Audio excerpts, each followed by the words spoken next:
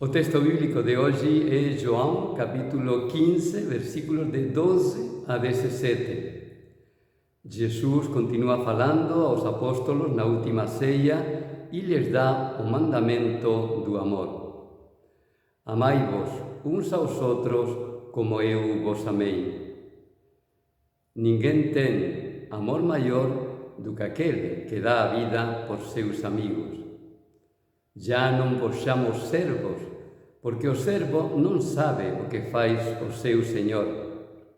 A vosés les chamo amigos, porque lles he revelado tudo o que meu Pai me falou. Hoxe, Jesus fala da característica máis importante dos cristãos, dos seus seguidores, o mandamento do amor. E concretamente ele fala de un tipo de amor moito importante, o amor da amizade. Sen dúbida, a amizade é un dos modos de amar máis nobres. Jesus dá, en este texto, tres características, rasgos, cualidades da amizade. Primeira característica, a igualdade. Segunda, a intimidade. E terceira, a ajuda mútua.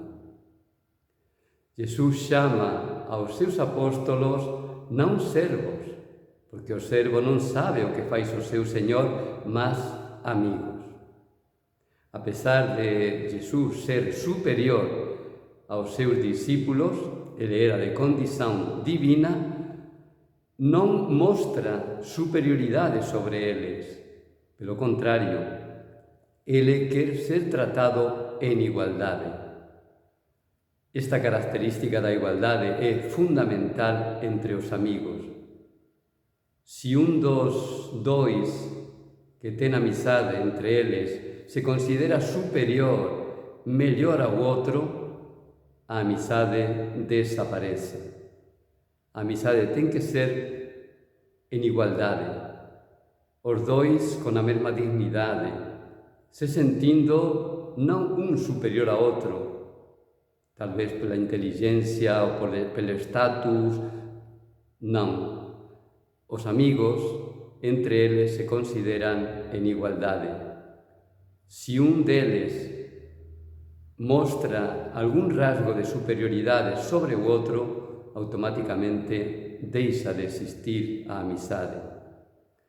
Outra característica que Jesus fala no texto é a intimidade. Ele diz que revela aos apóstolos tudo o que o Pai lhe falou. Jesus abre o coração aos apóstolos. Lhes diz tudo o que ele sabe, porque seu Pai o revelou. Esta característica é esencial entre os amigos. Os amigos non ten segredo entre eles, se comunican tudo. Non falan só de coisas superficiais. Iso é propio das persoas que consideramos camaradas, mas os amigos van máis en profundidade. A diferencia entre camaradería e amizade é que os camaradas se juntan porque ten intereses comuns, gostan de brincar juntos, viajan e xogan juntos.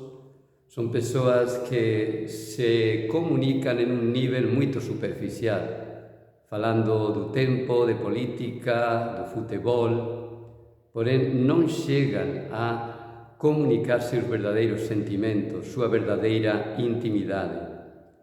Só se poden considerar verdadeiros amigos aqueles que, como dicía Santo Agostinho, ele dicía: meu amigo é a metade da miña alma. Ou seja, o outro, que eu considero amigo, coñece tudo sobre min.